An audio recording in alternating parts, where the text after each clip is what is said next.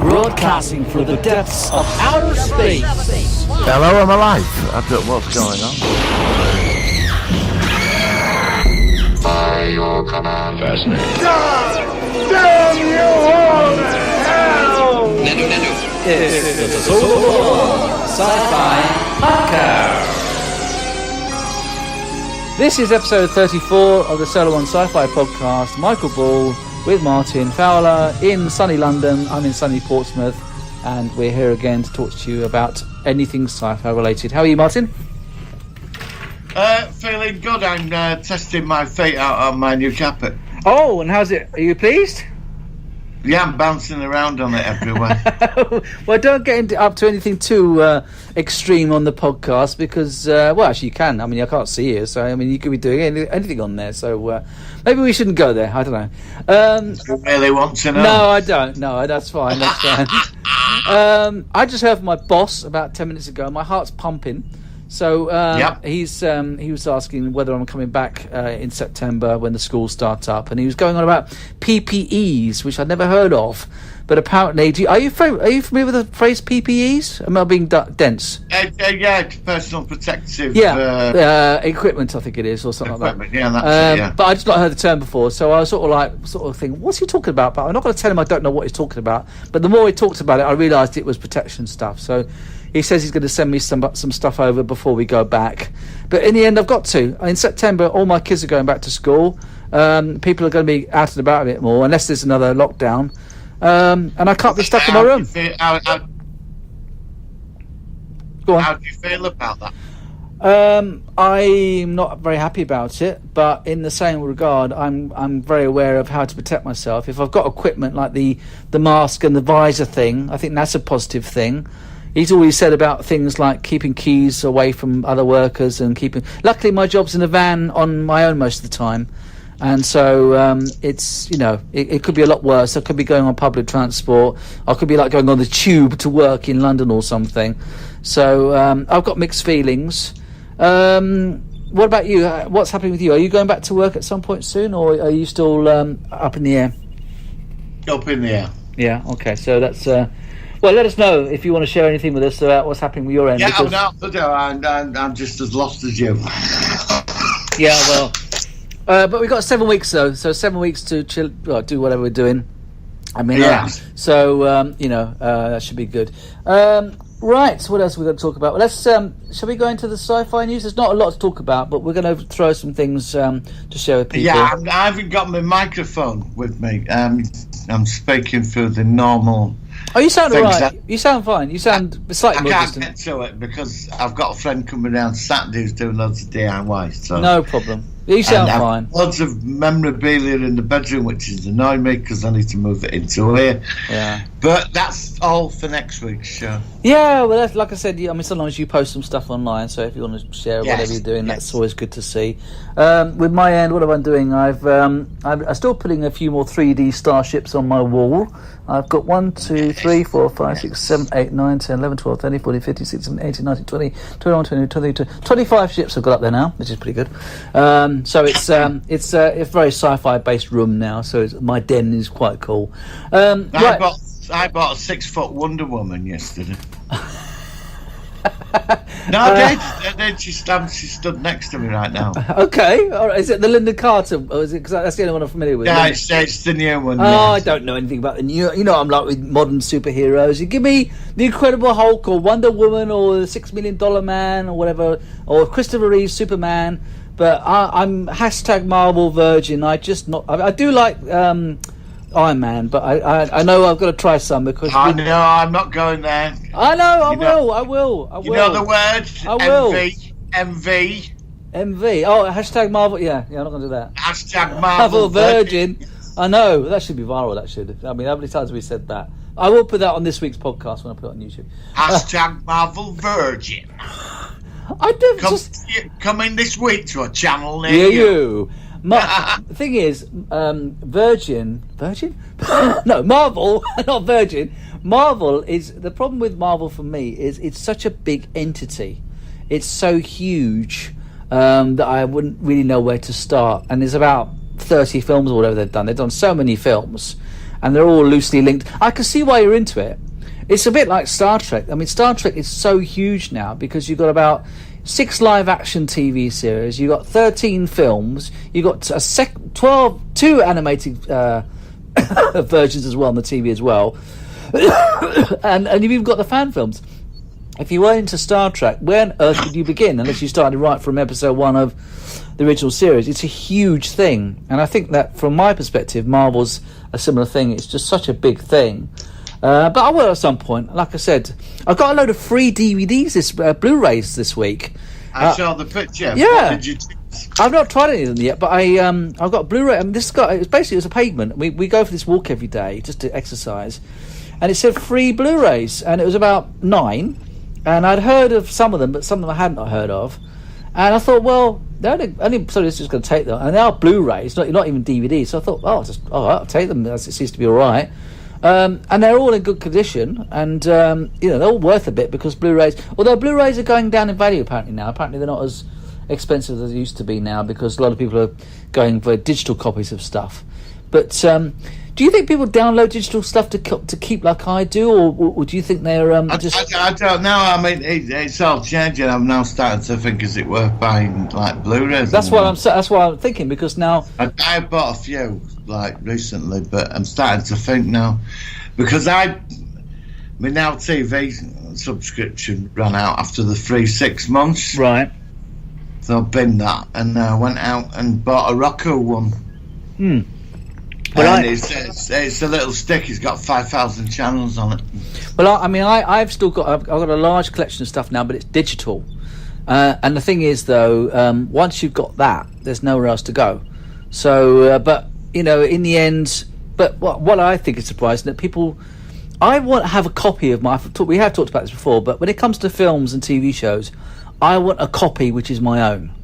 I don't mind accessing stuff from things like Netflix or whatever, or even iPlayer to watch it. But you don't own it. You don't own it, and then they can take it away. So that, to me, doesn't have the appeal of physically owning. Even if it's a digital copy, it's mine. It can't be taken away or edited or something happens to it. That cannot be altered because it's away from the internet. It's and that's the one thing. But I don't know whether digital copies will become as big in the future and people will just have like massive hard drives next to their TVs. I don't know. I mean, the thing is like the next two gaming consoles coming out, they are going to have disk drives. Oh, okay. Yeah, the new Xbox and the PS5, they're going to have hard drives. Yeah, so that's it. So I think that's last generation. Yeah. So what do you think will happen after that? Then it'll just be like something like built into the TV, like each TV will have. When 5G comes, I think all the buffering days with internet will be over. Yeah, I think and so. Once that happens, you'll have it on 24 hours a day. So that again, the thing is though, if 5G is that good and you can just about get it anywhere and it doesn't keep, as you say, buffering, then will people want to have a digital copy of their films which are away from the internet? That's the thing. So it could well be that with 5G, that's it. Everyone just has Netflix. They don't own any films. They're not bothered. For me, I won't. Well, I went to CEX and I bought a stick for 28 quid. Right. And it's called the Roku stick after I've been Now TV because I got 6 months. I didn't really bother with it. Yeah. But I got you can get up to 5,000 channels on it, and 70% of it's free. There's loads of sci-fi movie channels on there, and they're all free. Really? Okay. I'm watching this. Started on this rail. I mean, there's a lot of bad stuff on there, but it's quite fascinating going through it all. Yeah. I mean, just endless amounts of channels. I put the Scottish TV app on and watched the first episode of Take the High Road. Oh God. 1980. Oh no! I've still got my Brooksides to go through. I know it's a bit further south. I only watched one episode, but they were all on there. And there's music. I mean, it's just endless. It's really, I know, and it's amazing, isn't it? I know the old shows. The size of a pen. Just yeah. Well, of course, I've got my 2 8-terabyte hard drives, which are they look like monoliths from 2001. But they're great. I have one here and I have one at my mum's as a backup, and it's great. And it's like you can have your whole, rather than having all those Blu-rays and DVDs and CDs, just have them in a little box and just transfer it but around. sometimes, I mean, I'm not going to get rid of them. I'm going to keep them. You know Me what too. I mean? I can't. I like them in my room because they look cool, and it's Yeah. kind of like, even though I don't What use if your them. internet's down? Yeah, well, that's exactly why I've got stuff on digital or the Blu-rays or DVDs, because that's the thing. That's what I'm saying about if 5G is so good, but then it never goes down and you never have buffering issues. Then whether people then will, like I said, those Blu-rays which were chucked out last week, or actually only yesterday, I was surprised about that because you could have sold those on Amazon even for like a $5 each or something. So Did you, before we start the news, did you Yeah. see that thing on? I caught it on YouTube. The BBC did a documentary about 5G conspiracy theories.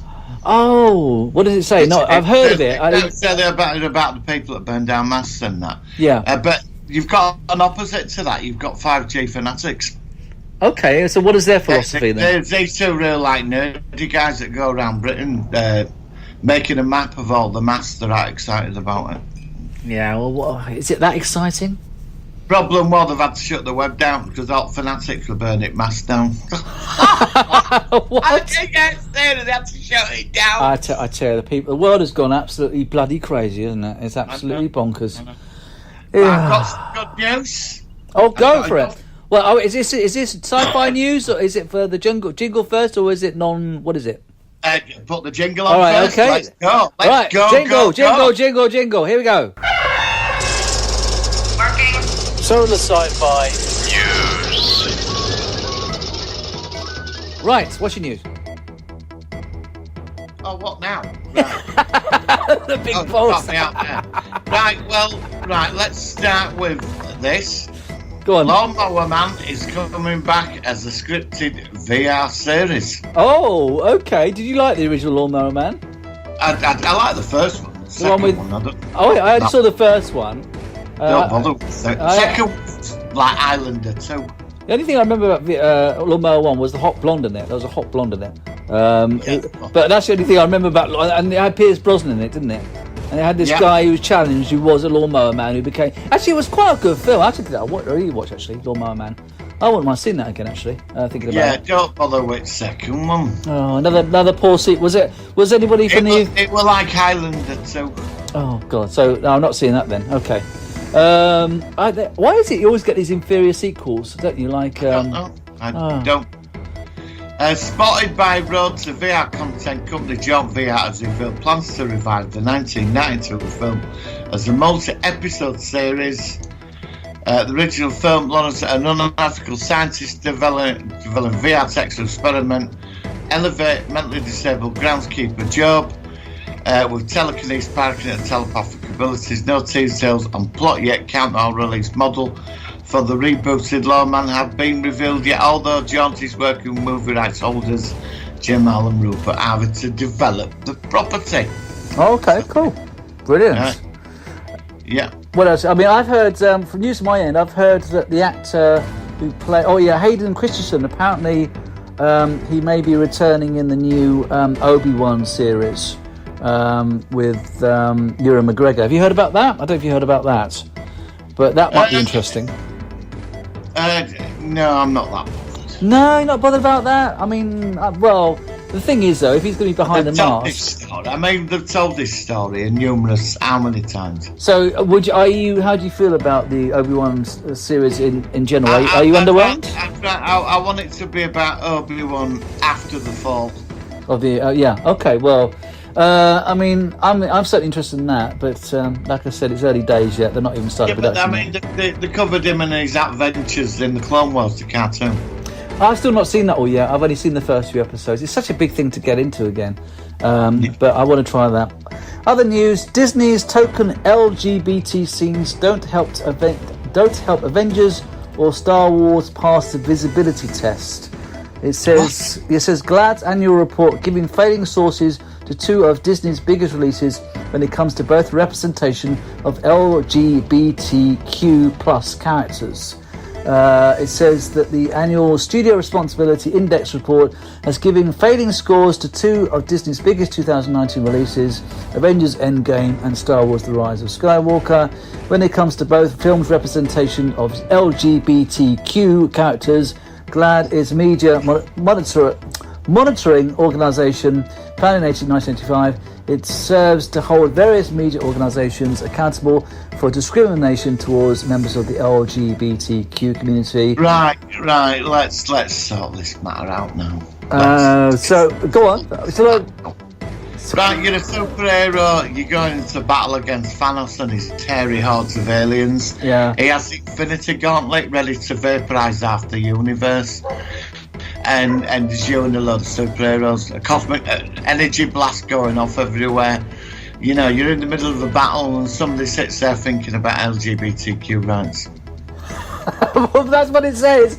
I've not seen the Avengers one. It's like you're a stormtrooper. You're going into and you're battle. going to give the other stormtrooper a kiss. Give him a kiss. The gay stormtrooper, and there's laser guns going off, hats, fighters everywhere. Yeah, you've got an idiot officer. You're going to turn around and go on about your rights, are you?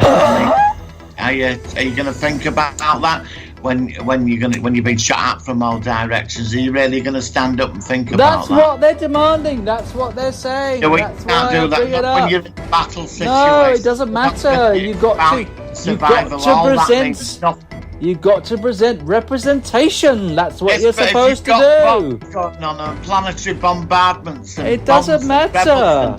Look, I totally agree with what you're saying, but that's what they're saying. That's not what I'm saying. I'm on your side. Yeah, but you're not going to stand up and wave a bloody flag and get look, somebody shooting bombs.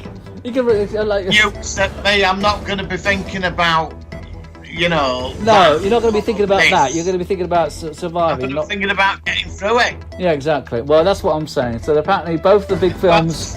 Spoil the day, didn't you? I'm sorry. To do it. You needed some news, and that's what the news is. I think it's crazy. I mean, like I said, I don't know what was in the Avengers one, but like I said, I don't know. I mean, I've seen that film 20 times now. I adore Endgame, but I don't. Well, yeah, they're just a load of fucking. Sorry for my language. Go on. They're just a load of superheroes trying to doing stop whatever they're doing. An intergalactic despot, you know. Right. And that's what they're doing. I mean, it's never really Captain America's really said, what about civil rights or this? Look, man, crazy. He's wiped out half the universe. Snap of his finger. You're really going to think about politics? Well, I reckon in the future with these face altering softwares that they'll probably put sort of gay kisses in classic films like The Godfather or something like that. Or they'll do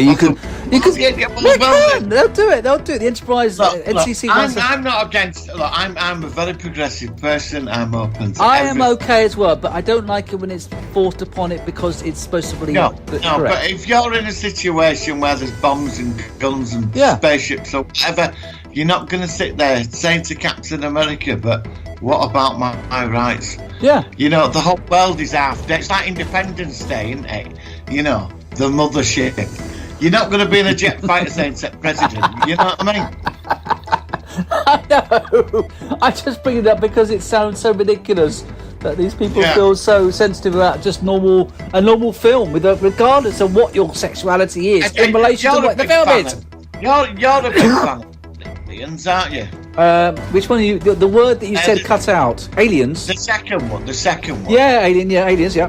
Can you imagine that you've got them badass Marines, right? All women and men, right? Yeah. All equal, going into battle. I mean, these people are killing machines. Do any of them complain about the rights? Mind you, Vasquez was a lesbian.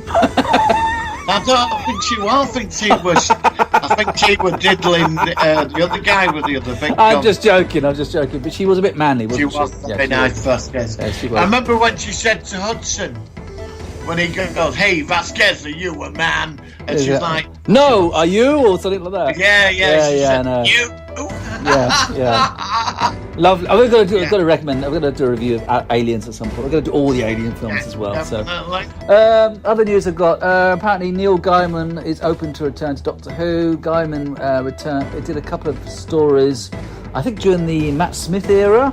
He did one with Cybermen, and he did another one. I wasn't that mad on the episodes he did, but apparently he's He says anything to do with Doctor Who is always about time. I love Doctor Who. I think Jodie Whittaker is a fabulous Doctor. On the other hand, I'd love to write for her, but on one hand, I really wanted to write something for Peter Capaldi. I never got there because I was writing and making Good Omens through the Peter Capaldi years. You never know. With luck, I'll write something for Jodie, and if it isn't Jodie, then maybe the next Doctor down the line. So it's good that a respected writer like Gaiman is still interested in Doctor Who. But although I can't remember what his episodes are mainly about. Do you remember his episodes in Doctor Who? No. No. I know he did one with Cybermen, and I can't remember what his other one was. So, I don't know. Just because you're a good writer in certain things, it doesn't necessarily mean that, Doctor Who's got its own way of doing things, and it might not click. So, anyway. Any other news? I think I'm running out of news. I've got two. I know you're not into comics, but Ezra Miller's Flash will include Amazon Atlantean War. Okay. The new Flash. I'm surprised Ezra Miller hasn't been dropped after what he did, actually. Oh, is that something which you... What elaborate? 'Cause I don't know. Well, this video footage of him strangling a fan or something. Somebody came to talk. Oh, okay. That said, I don't know. I've seen it. But they're doing a famous DC story called Flashpoint, and they've gone and fucked it all up and altered everything. And, so if they're not putting the Atlantean Amazon female war in, there's no point. Okay. But I am open to it. I will go see it in an infected cinema full of people breathing all over me, yeah? Well, I mean, like I said, I'm going to be going out soon with my PPEs, which I assume will be the mask plus that big visor thing, that thing that goes over your mouth. What if they give you a hazmat suit, like on Stargate? Well, yeah, all right. If it protects me, I'll do it. I don't give a toss. I just want to stay safe, quite frankly. I don't care what I look like. I mean, I'm going to look like a total idiot with all this stuff on, but if it keeps me safer, then I'll sod more do it, as far as I'm concerned. Right. What else have we got? Go for it. Oh, good. Go on. James McAvoy actually campaigns to play young Patrick Stewart in Star Trek Picard. Ooh. So, like a flashback or something? No. There's little doubt that James McAvoy's done an excellent job playing the young Charles Xavier in the X-Men movies. But could the split star possibly take on another role that was originated by Patrick Stewart? So, what was he like in X-Men? Was he good as a young Patrick Stewart? Yeah, he was very good. I like James McAvoy. He was very good, but it's weird that he could end up playing young Picard, and then he played young Charles Xavier as well. Well, yeah, and of course it makes you wonder how. I mean, Picard season 1 had lots of flashbacks. So yeah. I was going to say I'd hope they do a time travel rather than flashbacks, but you never know. Yeah, so looking like he's after that job. Cool. And I have some science news and UFO news. Go for it. This should make you happy. Machines can learn unsupervised at the speed of light after AI breakthrough, scientists say. Oh. I mean, you've been talking about this for a long time, about this big breakthrough, because I wasn't really aware of how big this thing is going to be when it finally gets here. But it's very exciting. Researchers have achieved a breakthrough in the development of artificial intelligence by using light instead of electricity to perform computations. The new approach significantly improves both speed, the efficiency of machine learning neural networks, a form of AI that aims to replicate the functions performed by a human brain in order to teach itself a task without supervision. Wow. We are fucked. Oh, God. It is, isn't it? Oh, my God. It's over. It's going to come alive on a certain time at a certain day. It's going to grow. Judgment Day. It's going to look at the human race. We're going to plug it in, think we can all sit on his ass for the rest of eternity. It's going to solve everything. It's going to think, right, I'm getting rid of them. Bang, we're gone. And then Terminators are running everywhere, and then there'll be a John Connor. We'll fucking live in Terminator. God. And it's only 9 years to 2029 as well. Yeah, well, don't forget 2 years, we've got Soylent Green. I know, so by 2029 it will be either wiped out by AI or eating people biscuits. Yes, so, I mean, it's not a very Nice choice. No, I don't think this is going to turn into be a particularly good decade. The way it's turning out, it's certainly not turned out very good in the first 7 months, is it? So, yeah, and newspaper I don't read, but it's here. The Sun. In the Daily Express, UFO sighting glowing sphere over Saddleworth stuns UFOs. Hunter sounds odd but true. Okay. One thing I'm always slightly not dubious, but the thing is, though, I mean, everyone's got phones now, so you'd think you'd get more. Well, imagine you are getting a lot of UFO footage, aren't you, from different sources and stuff? And there's probably. Do you follow lots of websites that really focus on it every week? Yeah, I do. Yeah. Well, I'll have to check out some of those actually, because I'm interested in that. I used to be a big fan of UFO books and stuff like that. So, it's interesting. The unidentified flying object UFO was spotted over Saddleworth Moor in northwest England this month. Birdwatcher Alan Jones, Okay. 49 of Delft, saw the mystery objects early in the morning as he sat in his car at Bleakhay Nook at about 5:30am. Mr. Jones heard a whoosh sound followed by a bright light in his rearview mirror. Well, we all know. Yeah, I'm not going to say that. I want to jog in 3 o'clock in the morning on Saturday. Yeah, no. Let's not going to go there, are we? So he saw a whoosh on the walls. Birdwatcher. Yeah. Is that what they call it now? Oh, I don't know. No, it's fine. That's what else we got? Yeah, I don't think I've got much more. Happy birthday to UFO the TV series. It's 50. Oh, I've got happy birthday to you for last week. Oh yeah, No. I've got something very special for you. Here we are. Hang on a minute. I'll get ready for this. You'll be impressed with this. Right, ready? Okay. Here we go. This is from me to you. Okay.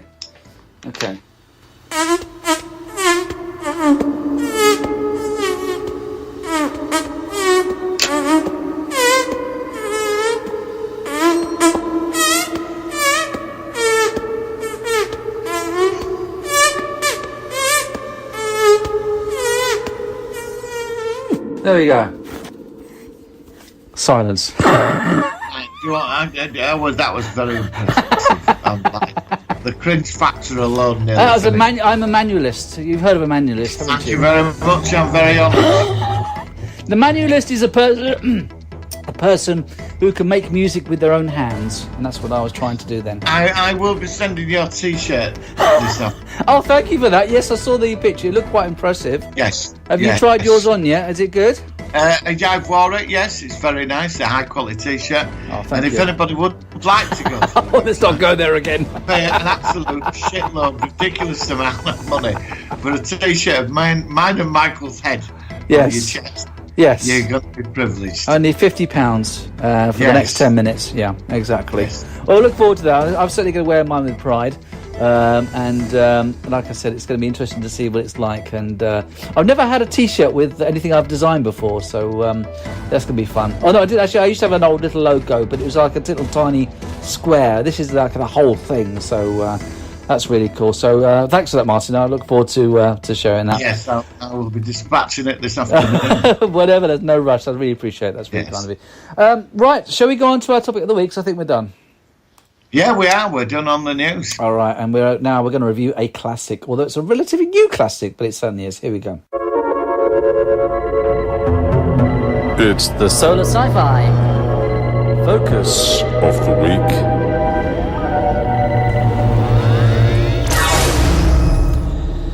Right, so this is a series which I think it started in 2018. It's only done 2 seasons. It's still in production, although season 3 has been halted because of the usual COVID-19. And that is, of course, The Orville.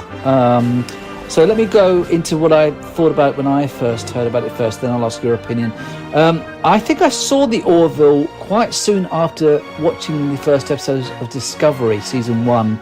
From what I remember, they were both released at the same time. And I am a lifelong Star Trek fan.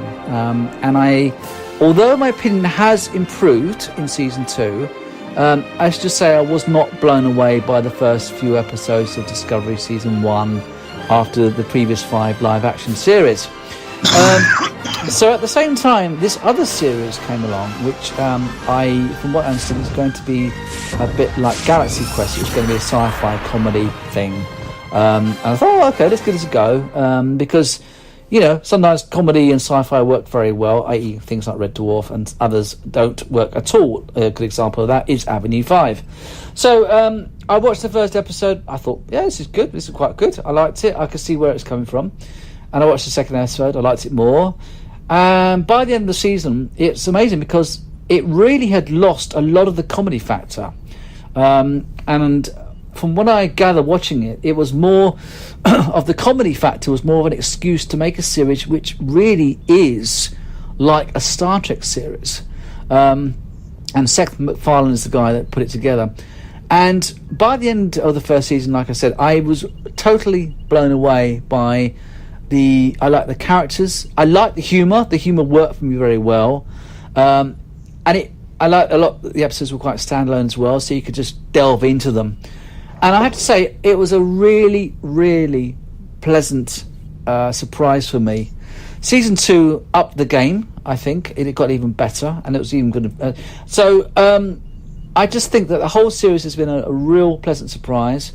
I don't know how big it is out there now, how well known it is compared to the Star Treks, but I found it thoroughly enjoyable, and one of my favourite shows currently in production that I follow. So let's hear from you, Martin. What did you think about it when you came across it? I remember seeing the trailer for all of them on YouTube, and I watched the trailer. Thought the trailer was a masterpiece. I thought we've got like an equivalent of like Galaxy Quest as a TV series, and when I watched the opening episode, when he caught his wife in bed with that blue alien thing, I couldn't stop laughing, because you're not expecting an intro like that. Yes, it was a really odd intro. You get to see him as a bit of a useless character at first. Yes, he was. Yeah, because his wife got him the job on the ship and all this. And I love the interaction of the crew and the sarcasm. Yeah, exactly. The racist robot, Bortus and his planet, where women are banned. The navigator guy and the guy that's really intelligent, but he becomes in charge of engineering and stuff like that. I thought so too. I'm just actually looking. Hello? Oh, can you not hear me? Uh-oh. Hello. This is a blooper. I don't know what happened there. Can you hear me? Hello.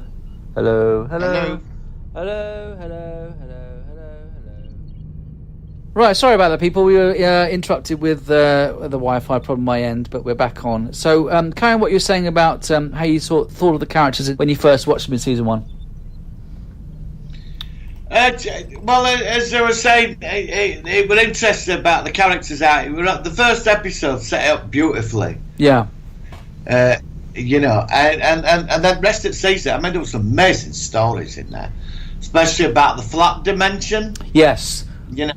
And it just went. I mean, all the first season is exemplary. It is, but then we're going to go to the second season. You're not the only one. The second season, first few episodes, weren't that funny. No. And then suddenly, with Isaac's people and everything else, it just blew up. Yeah. And you couldn't turn it off. No, I mean, I think with the Isaac storyline, which I think was about the middle of season 2, that's when the whole of the series to me got to a new level. It was the point where you thought, this is not just an ordinary, this is something really special. And I think after that, and the thing is, when you look at that, and of course you look back on season 1 and you know what's going to happen, it makes just the whole series in its entirety even better. And it really was a really classic thing. There were some other great storylines, not just the Isaac one. I like the character of Scott Grimes, because he plays Gordon Malloy. He has an episode where he sort of falls in love in the holodeck with this character, but she was actually on an iPhone. It was like pictures of this woman on an iPhone, and it was just one of the really, really strong episodes because the acting was great, the story was great, and of course, because the Orble's made now, it's very contemporary. When he creates a holodeck program, and they go and he kind of falls in love with her, and of course, in the end, what was so clever was that they changed a perspective of her with her boyfriend because he wants to be involved with her, but then because she wasn't with the boyfriend, then she's different and she's not the same. But it's just great writing. It was just such a good episode. And what about the planet where they voted for everything on social media? Oh, I know. I've seen 3D prints where you can actually get the badges with the up arrow and the down arrow kind of thing. Yes. And it was just so clever because this is very rare because this is a series which is made now where all the great sci-fi concepts are still there. But of course, they're writing new concepts because when you watch the previous Star Trek shows, you didn't have the face like and the dislike thing. That wasn't such a big thing, which is now the norm. No. And they used the idea to perfection, and it was just how ludicrous it is how all of us, in some ways, we are looking for those likes on YouTube and on Facebook and the thumbs up and the smiley faces and stuff, and how it made it quite ridiculous when you look at it from the perspective of that planet, whereas how it's so extreme and how your life can literally end if you're not liked. Classic stuff. Well, what was interesting about it, like the Krill were set up to be like the Klingons, like the baddie, and then suddenly we ally with the Krill. Yeah, that's right. That was a surprise as well. Which were very Babylon 5, where like the two main protagonists, where one is evil first season, second season it totally reverses. Yeah, that it's the guy you think who's the nicer person is the villain. That's right. And I really like that. I thought honestly, Orville is super. It's the best science fiction out there right now. And he absolutely, takes risks with it. Absolutely, he takes risks, and I think he planned it like that. That the first few wasn't going to be like the first. I think with every season it's going to be different. Yeah, and I think that's the secret to it. I agree entirely. I mean, I think it is literally the best sci-fi series on at the moment. The two runner-ups for me are the Mandalorian and The Expanse, which are two also excellent series. Oh, definitely. Yeah, I'd say the Orville, The Expanse, and the Mandalorian. They're the three big ones. And the boys are the best thing out there at the moment. What was that last one you said? The Boys? What's that? The Boys, I recommend you. It's only 8 episodes. I recommend you should try it out. Okay, what's it about? Very quickly. Well, it's about superheroes, but in our world with social media all over them, they are not what you think they are. Imagine superheroes, but they're arrogant and stuff like that. I don't want to spoil it for you. All right, no, okay. You watch the first 8 episodes, only 8 episodes. Yeah, I could do that. What better? All right, well, I'll try and do that. Let's go back to the Orville, but thanks for that. Thanks. Okay. It's full of Hollywood A-listers in it. Actually, that's what I was going to say about the Orville. It had a lot of big stars in this series as well. Yeah, Charlize Theron. Yeah, I mean, we had who else did we have? We had I'm trying to think of some big names who were in it. I mean, we had lots of trying to think who's been in it. Guest stars: Rob Lowe, who played the alien with the squirting. Ted Danson, Liam Neeson. Yeah. Brian Thompson, who of course is Kelly Hu, the Hollywood actress. See with the admiral. I mean, this is it. I mean, he knows a lot of people, don't he? Well, I know. I mean, there's a load of Star Trek actors who have been in it. Who's been in it? So, Brian Thompson, who's been in every single TV series ever, and film ever. Brian Thompson goes back to I like Brian Thompson as well. He was in it. Robert Picardo, of course, who's the Doctor in Voyager. Directed a couple. Yeah, he did. John Billingsley was in it, who was Phlox in Enterprise. We saw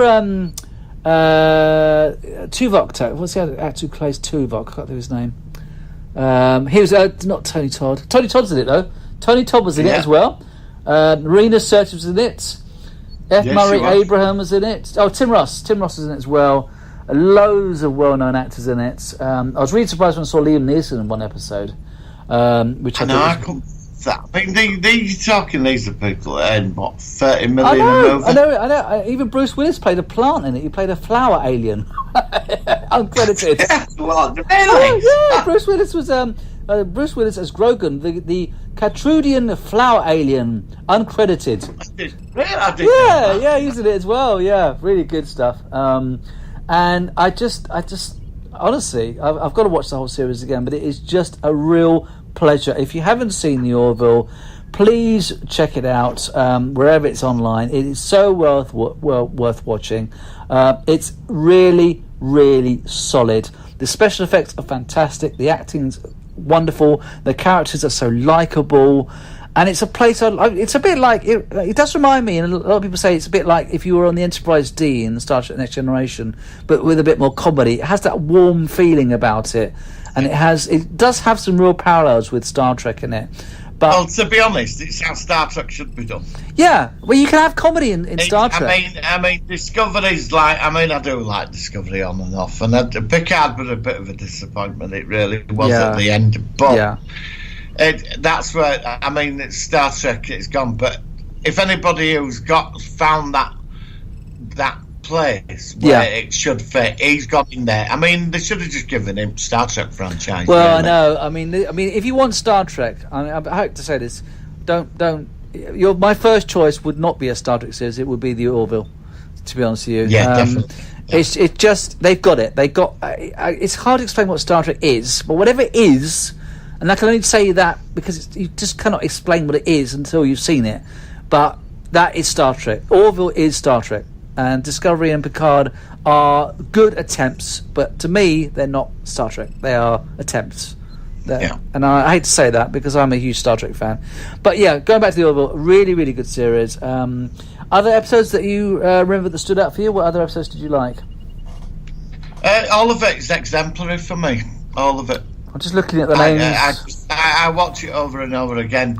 The only thing that upset me is that I was so looking forward to a series last year that we've had to wait nearly a year to get to season 3. Yeah, which I am worried that the fan base might just drop out. You're right. I hope you're wrong. But I think, to be honest with you, everything's up in the air. That they'll probably give most series the benefit of the doubt, I would assume, for season 3. I don't know. Well, they've extended the episodes. I think there's 18 episodes this season. Oh, I hadn't heard that. There's 14 in season 2. Yeah. That's good. That's almost like a full length of the original Star Trek. Yeah. Oh, that'd be good. But they've put a lot more money into it, apparently. Well, it's transferred, isn't it? Because it's gone to Hulu now. Yeah. So I don't know much about Hulu, what they're like, but I mean, they seem to be providing the money. So they've obviously got a lot of confidence in this. I do think this will be one of those series that will be a real cult. It already is a cult classic, but I think this is a series that you're just never going to forget, and it's going to be one that hopefully.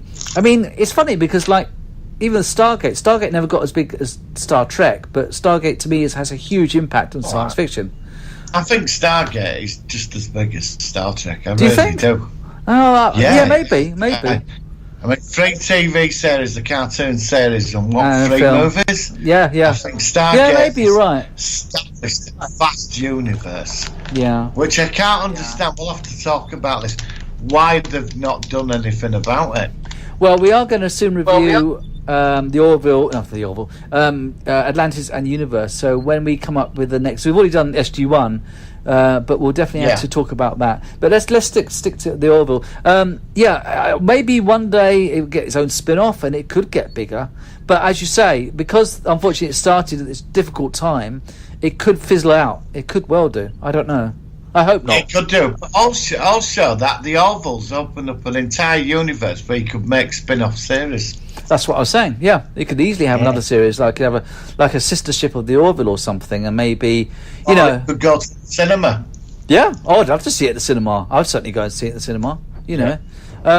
Let's just see what happens. But they have got some very good people working there. I was looking at a lot of the people who wrote it. I mean, they've got Brannon Braga, Andre Bremanis, who both worked on Star Trek. Got a lot of Star Trek people involved with this. And unfortunately, a lot of those people aren't involved with the CBS production, so that's the problem. But I'm not knocking Discovery or Picard; they're just different, and to me, at least, they don't work as well as this series. But yeah, this series has been a complete pleasure. Season 2 finished with a great alternate timeline story called Tomorrow, Tomorrow, and Tomorrow, where I think it was where the captain. Their names don't all stand up, which is really bad to admit this. But hang on, what's his name? Kelly Grace. Yeah, Kelly. She didn't get involved with the captain, Ed Mercer, and then so his life's completely changed. And then the Isaacs race, they won the battle, didn't they, or something? It was a really good two-parter, I thought. Yeah. Did you like the way it ended? I thought it was quite good. I loved it, and that's why I'm screaming for more. But it's back in September, apparently. So. Yeah. Well, I mean, the thing is, though, what they're saying is coming back in September.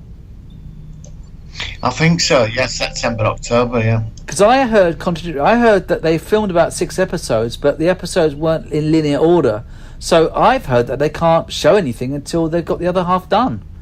But I don't know. That's what I've heard, but I don't know. That's what I'm worried about, because people are going to think, well, what's the point? Well, also, they should have got season 3 out last year. They should have got it out last year.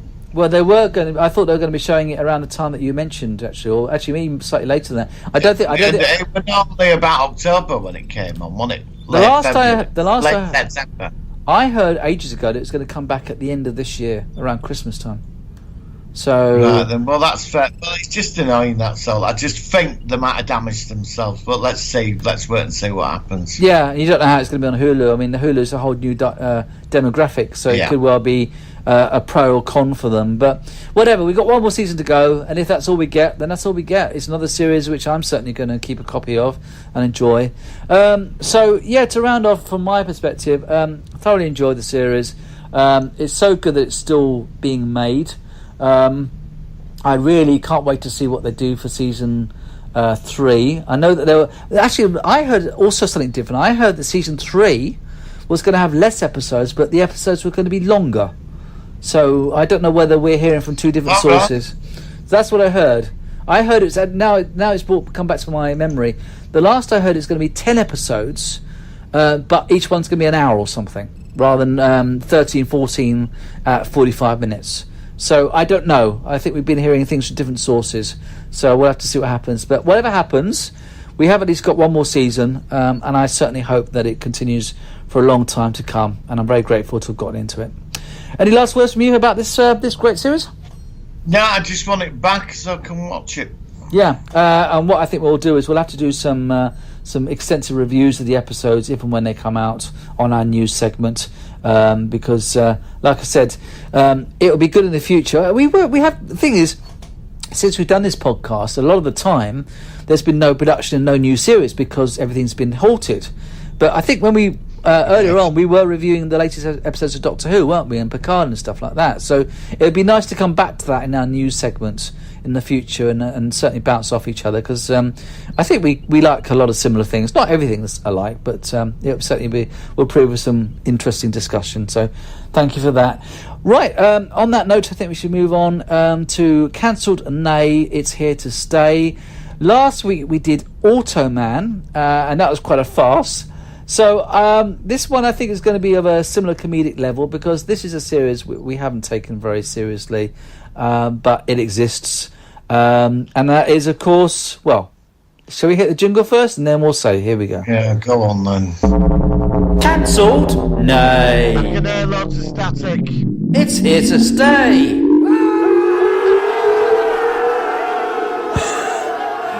Okay, after that jingle, Martin didn't sound too excited about this. We are, of course, reviewing Hyper Theorizing Season 2 of Manimal. Yes, Manimal. But we both decided, when we came up with this segment a couple of weeks ago, we both said, let's do Automan and Manimal. So we've got one down, one to go. So Manimal, of course, was this guy who was like, was he working for the police? Who are these people? Why was he involved with crime? Was he like a secret detective? No, he was a millionaire playboy whose dad found something darker secrets to Africa. Right. And become Manimal 1, he become Manimal 2. He met a policewoman and he got involved with her. And would they or wouldn't they every week and the solve That's crimes it. together? It was That's like right. an advisor to the police department. Okay.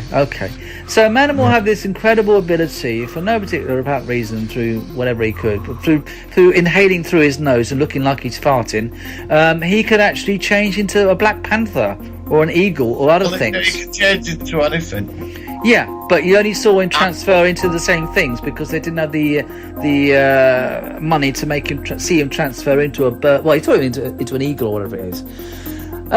So if they were to make a season 2, which of course they didn't, they would have had to have tried to make it spiced up in some way. So, Well, I've got all that ready. Go. Brilliant! Go for it. Go on. I'm going to tie it into the Predator thing. Okay, go on. I am. When Manimal, when Predator, crack of its arse landed on top of it. And they took it up to Predator ship as a trophy and they all laughed at him. He threw it in the toilet and they were ready to launch. But Manimal had woken up and changed into a goldfish.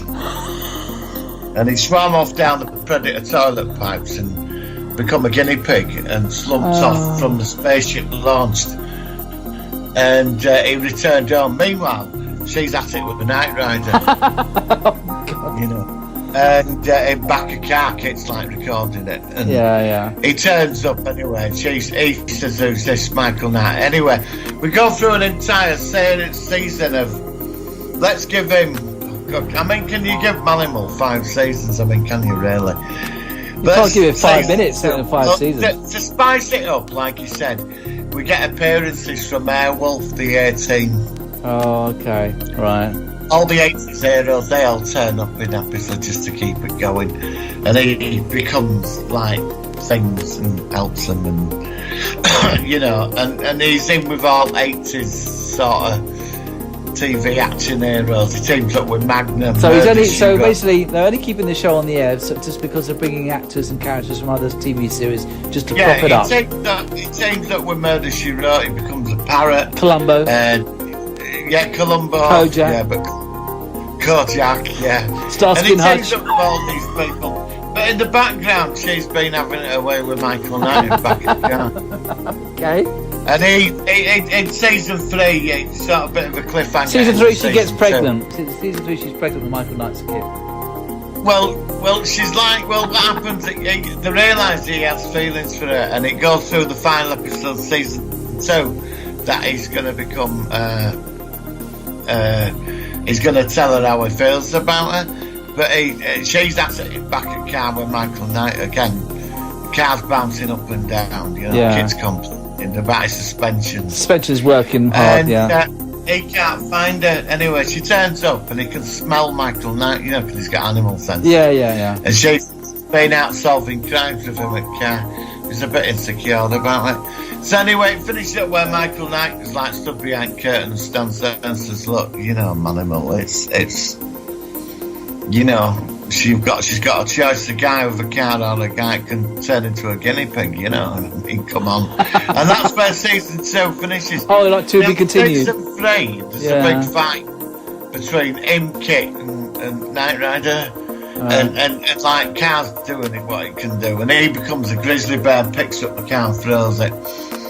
But then what happens? Michael Knight's in car, and Manimal becomes a big he becomes a dragon. Okay. So can he become fictitious creatures then?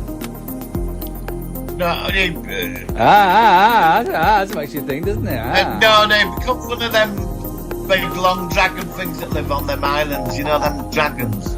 No, but go on. He becomes one of them. But Night Kit uses its laser beam.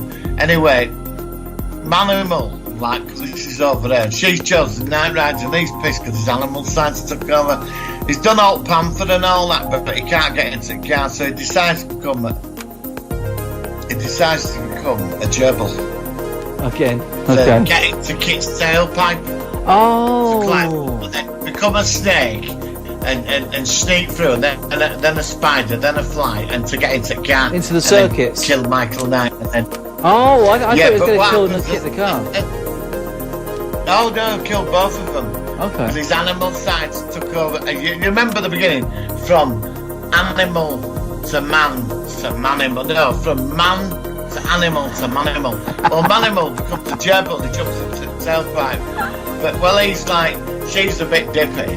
She accidentally pressed the turbo boost. Oh, no. And he got shot out at thing, right? Yeah. At the tailpipe. And then but the car only turbo boosts 5 foot, and Michael Knight reverses the car. And just as he changes into a guinea pig, the car runs over him. Oh, is that the end? And Manimal got cancelled. Oh. Well, can I quickly say what I thought might have happened in season 2? Although yours is very... Go on. I thought it would be that there would be a whole kind of like a unit of manimals that they discovered, and they somehow sort of like subvert authorities, and they try to have their own agendas, and so they can actually change into things, and they can go into secret bases, and they can sneak in as ants or something, and then come in and Team Manimal. and then there'll be one of the manimals falls in love with Simon's manimal, and then they have a manimal baby, and that baby can change as well.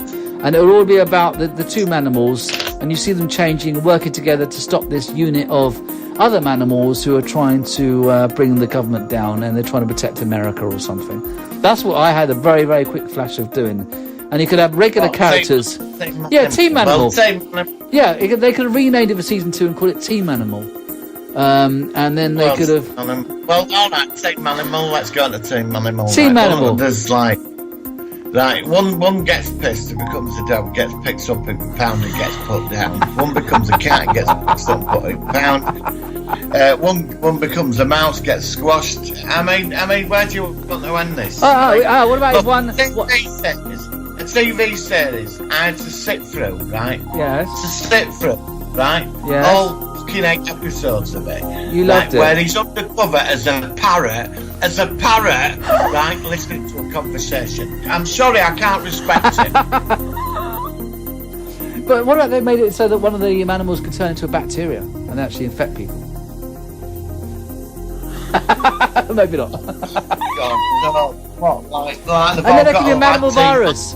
Manimal virus, and then they start to take over the world. Well, they did do Team Knight Rider, didn't they? Oh no! Don't mention Team Knight Rider. I've heard about that. I heard it was shit. Team Knight Rider, yeah, they did. Yeah, I know. I heard of it. I've not seen it. So Team Animal. So I don't think both those particular, because it's like we're creating sort of like pilots for new series, aren't we? Without sort of like we're like in the briefing room. And we're coming up with these new ideas about what can we do for Manimal. Okay, we could do a sort of thing with other characters from other series, or we could do this. I've got a delivery. Oh, okay.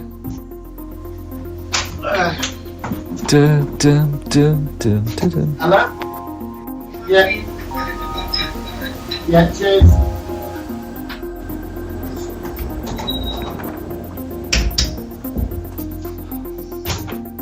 Right, I'm back. All right, no problem. You got your delivery. So just to finish up what we were saying, I don't think either series would have particularly worked very well. But then the original series didn't work out that well in its own rights, really. So the Russians could have like their own Team Animal. They could do. Where they're like opposite to them.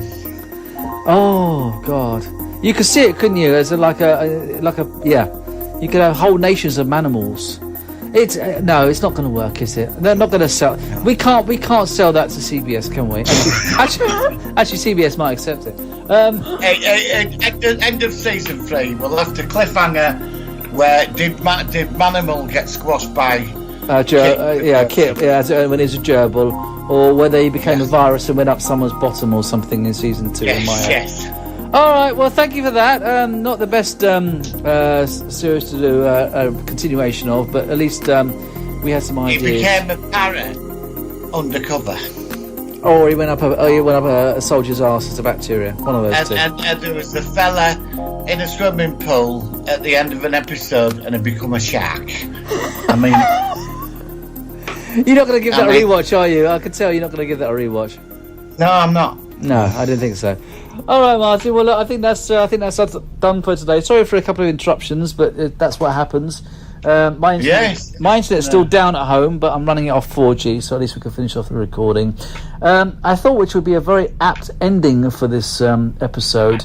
I have got the... Oh, it's buggered off now. Where's it gone? Shoot. Oh, God. This is another blooper. Give me a second. Oh, feck. Oh, bugger. All right. I can't read out the actress's name because the site's gone down, but we'll be able to put this in the post-edit. In the episode Lasting Impressions, which is the episode I talked about where Scott Grimes sings a song with the character. It's a really good song, and I thought we'd give this a play now. Bit soppy maybe, but it's just shows that the actor who plays the character is a good singer. So we'll be back next week. Next week we're going to be doing the first Terminator film. I thought we could do that next week, which we certainly one. Superb. And then the week after that, we've got Simon Martin's idea of doing The Last Starfighter, which I've only just seen, and I enjoyed it, and I want to bounce it off you. Film. It's a fantastic. Yeah, so I'm going to, because it's fresh in my mind, so I'm going to sort of see it from a new perspective. It's well worth a chat. Thank you, Martin. We'll catch you next week on the Solar One Sci-Fi podcast. I'll see you next week. And sorry for all the interruptions and complications. Catch you later. I've had time to write a book about the way you act and look, but I haven't got a paragraph. Words are always getting in my way. Anyway, I love you. It's all I have to tell you. That's all I've got to say.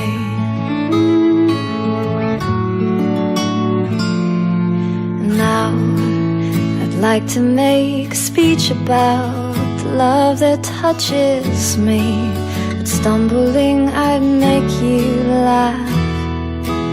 Feel as though my tongue were made of clay. Anyway, I love you. That's all I have to tell you.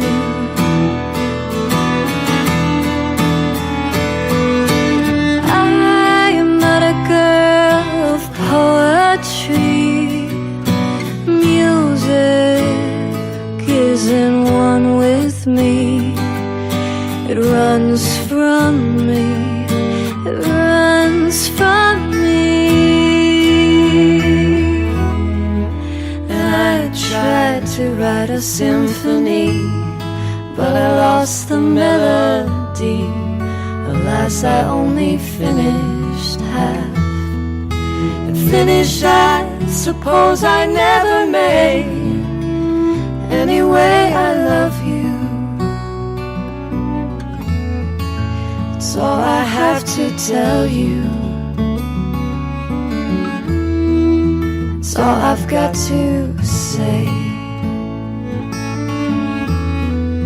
That's all I've got to say. It's all I've got to say.